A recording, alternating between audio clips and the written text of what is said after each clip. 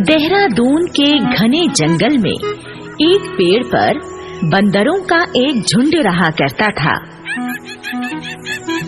इस झुंड का मुखिया हल्कू बंदर था, जो बहुत बेवकूफ लेकिन वो अपने आप को बहुत ज्यादा अक्लमंद समझता था और हमेशा अपने झुंड के बंदरों पर अक्लमंदी झाड़ता रहता था।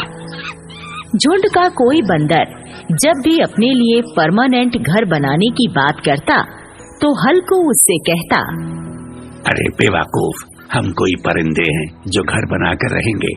हमारे पूर्वजों ने कभी घर नहीं बनाया तो हम क्यों बनाएंगे। अरे बंदर घर में नहीं, पेड़ों पर लटकते हुए ही अच्छे लगते हैं। पर दादा, अब समय बदल चुका है, हमें भी अपने पुराने रीति रिवाज और आदतों को बदलकर अपने लिए एक घर बना लेना चाहिए। हल्कू उस बंदर को डांट कर कहता, तू अपनी सलाह अपने ही पास रख। अगर तू ज्यादा अक्लमंदी झाड़ेगा तो मैं तुझे अपने झुंड से निकाल दूंगा, समझ गया। हल्कू की धमकी से डरकर बेचारा बंदर चुप हो गया। इसी तरह से इन बंदरों का समय बीत रहा था। फिर गर्मी का मौसम बीतता है और बरसात का मौसम शुरू हो जाता है। एक दिन की बात है। उस दिन तेज बारिश के साथ साथ बड़ी भयंकर आंधी भी चल रही थी। आंधी में कई पेड़ टूट चुके थे और बंदरों वाला पेड़ भी गिर गया था। बंदरों के पास अब रहने के लिए कोई दूसरा ठिकाना नहीं था, इसलिए सारे बंदर अपने टूटे हुए पेड़ के ठूंठ पर आपस में चिपक कर बैठ गए और बारिश में भीगते हुए बारिश के बंद होने का इंतजार करने लगे। कई घंटों के बाद जब बारिश बंद हुई, तब सारे बंदरों ने मिलकर हल्कू से कहा, हल्कू दादा, अपना भूरा ठीक ही बोलता था। अगर हम अपना घर बना लेते तो आज इस बारिश में अपने घर के अंदर आराम से बैठे होते। हाँ, तुम लोग ठीक बोल रहे हो, लेकिन हम घर बनाकर अपने पूर्वजों की परंपरा का अपमान नहीं करेंगे। अरे दादा, तो क्या ऐसे ही बारिश में भीगते रहेंगे? अरे नहीं नहीं, हम कोई खाली गुफा को ढूंढकर गुफा में रहना शुरू करेंगे। हाँ दादा, ये ठीक रहेगा। हमें घर भी मिल जाएगा और घर बनाने की मेहनत भी नहीं करनी पड़ेगी। फिर सारे बंदर मिलकर गुफा को ढूंढने के लिए जंगल से निकलकर एक पहाड़ पर चले गए। पहाड़ के दामन में एक गुफा थी। इस गुफा में एक शेर रहा करता था। इस समय शेर गुफा के अंदर मौजूद नहीं था।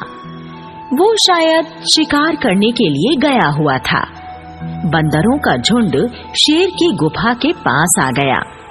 एक बंदर गुफा को देखकर खुशी से ताली बजाते हुए हल्कू बंदर से कहने लगा, दादा ये देखो, हमने एक गुफा ढूंढ ली। चलो इस गुफा के अंदर चलकर देखते हैं। अरे अंदर चलकर क्या देखेगा रे? अंदर क्या तेरी मौसी नाच रही है? अबे गधे, हमें गुफा के अंदर जाकर देखना नहीं है, हमें गुफा के अंदर रहना है। सारे बंदर हल्कू की बात पर हंस पड़े। उसके बाद सारे बंदर गुफा के अंदर चले गए। गुफा के अंदर जानवरों की हड्डियों का एक ढेर लगा हुआ था। एक बंदर हड्डियों के ढेर को देखकर कहने लगा, हल्कू दादा, लगता है ये किसी शेर या भेड़िए की गुफा है, जो कि अभी कहीं गया हुआ है। उसके आने से पहले हमें यहाँ से निकल लेना चाहिए। अरे हम इस गुफा से क्यों निकलेंगे भाई? अब तो इस गुफा पर हमारा कब्जा हो गया है। अब तो यहाँ से वो निकलेगा जो यहाँ रहता था। सारे बंदर हल्कू की बात सुनकर खुशी से ताली बजाने लगे और गुफा के अंदर धमा चौकड़ी मचाने लगे। तभी गुफा के अंदर मुंह में एक शिकार दबाए शेर आ गया। शेर को देखकर सारे बंदर एक जगह इकट्ठा हो गए। शेर उन बंदरों से कहने लगा, अरे बेवकूफ बंदरों, तुम मेरी गुफा में क्या कर रहे हो? चलो भागो यहाँ से। मैं शिकार करने के चक्कर में काफी थक गया हूँ। अब मैं थोड़ा आराम करूंगा। अरे हम क्यों भागे यहाँ से? तुम भागो इस गुफा से। इस गुफा में तो अब हम रहेंगे। अबे उल्लू, गुफा में बंदर नहीं शेर रहा करते हैं। बाहर बरगद का एक विशाल पेड़ है, तुम सब उस पेड़ पर जाकर रहो। देखो भाई शेर सिंह, बारिश के मौसम में हम पेड़ पर नहीं रहेंगे। अरे तुम क्यों नहीं उस पेड़ पर जाकर रह लेते? बंदर की मूर्खतापूर्ण बात सुनकर शेर हंस पड़ा और कहने लगा,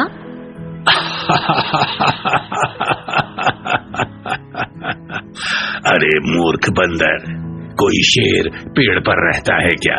चलो चलो, अब तुरंत यहाँ से भाग जाओ। अरे तुम निकलो यहाँ से। शेर को बंदरों की बहस पर गुस्सा आ गया और वो बंदरों की तरफ दहाड़ने लगा। सारे बंदर दहाड़ सुनकर थर थर कांपने लगे और गुफा से बाहर भाग गए। फिर शेर आराम से बैठकर अपना शिकार खाने लगा और आराम करने के लिए लेट गया। शेर की गुफा के बाहर कुछ ही दूरी पर बरगद का एक पेड़ था। सारे बंदर पेड़ पर बैठकर आपस में सलाह करने लगे। एक बंदर ने कहा, हल्कू दादा, भाई ये तो सरासर शेर की दादागिरी हुई जो उसने हमें गुफा से भगा दिया। दूसरा बंदर बोला, दादा, अगर हमें पेड़ पर ही रहना होता तो हम अपने जंगल में ही किसी पेड़ पर ना रह लेते, यहाँ पहाड़ पर क्यों आते?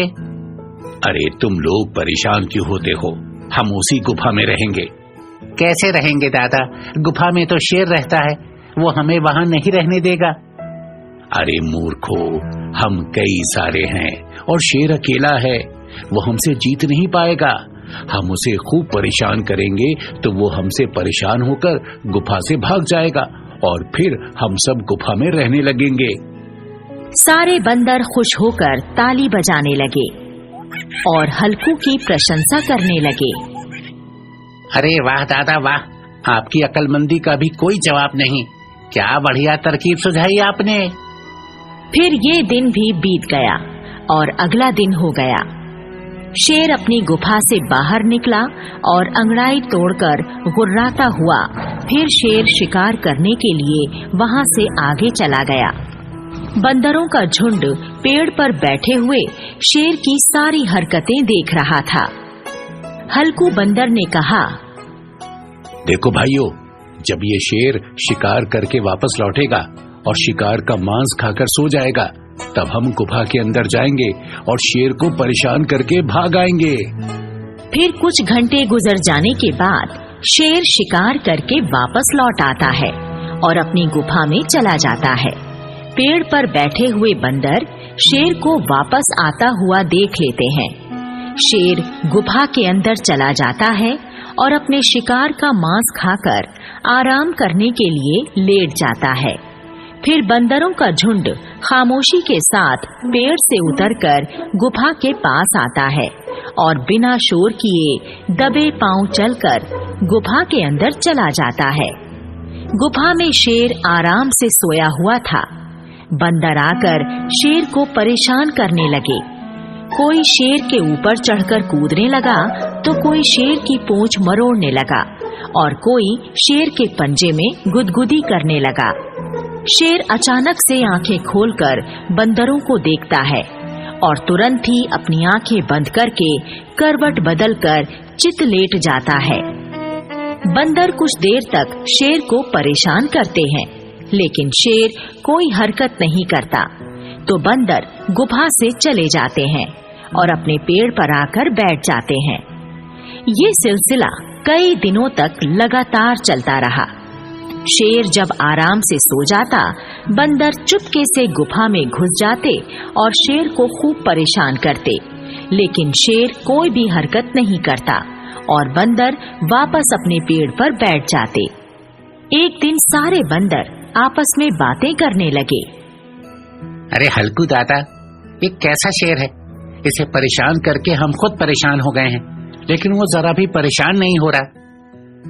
हाँ दादा, लगता है हमारी ये तरकीब फेल हो गई।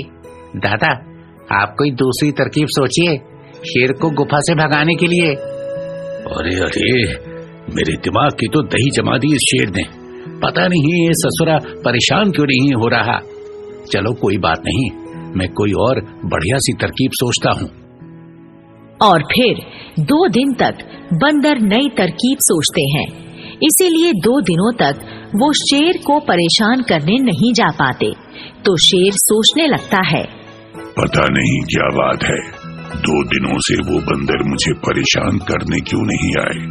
चलो चलकर उन्हीं से पूछ लेता हूँ। शेर गुफा से निकलकर पेड़ के पास आया और बंदरों से पूछने लगा, अरे बंदरों, तुम 2 दिनों से मुझे परेशान करने नहीं आ रहे हो, क्या बात है?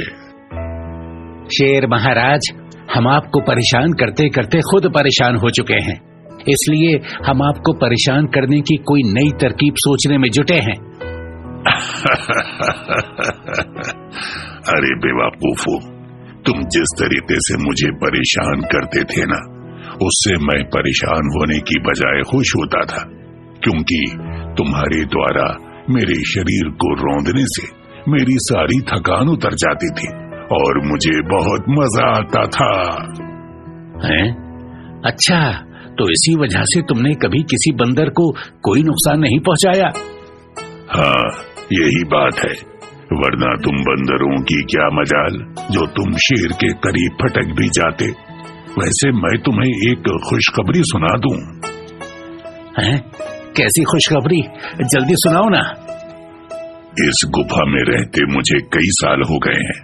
अब मैं इस गुफा से ऊब चुका हूँ, इसलिए मैं इस गुफा को छोड़कर जंगल में रहने के लिए जा रहा हूँ। तुम लोग चाहो तो मजे से इस गुफा में रह सकते हो। झुंड का एक समझदार बंदर शेर से कहने लगा, शेर महाराज, हम आपकी बात पर विश्वास कैसे करें? क्या पता हमें शिकार बनाने के लिए ये आपकी कोई चाल हो। अरे नहीं बंदर भाई, मैं कोई चालबाजी नहीं कर रहा। मैं बहुत शरीफ शेर हूँ। मैं अगर तुम लोगों को शिकार बनाना चाहता तो बहुत पहले ही बना चुका होता। मैं सचमुच ये गुफा छोड़कर जा रहा हूँ। और शेर सचमुच ही वहाँ से जंगल की ओर चला गया। फिर सारे बंदर मिलकर शेर की गुफा की अच्छे से सफाई करते हैं और आराम से गुफा में रहने लगते हैं। बंदरों के झुंड को अब गर्मी, सर्दी और बरसात के मौसम की कोई चिंता नहीं रही थी। ऐसी और वीडियो के लिए सब्सक्राइब करें।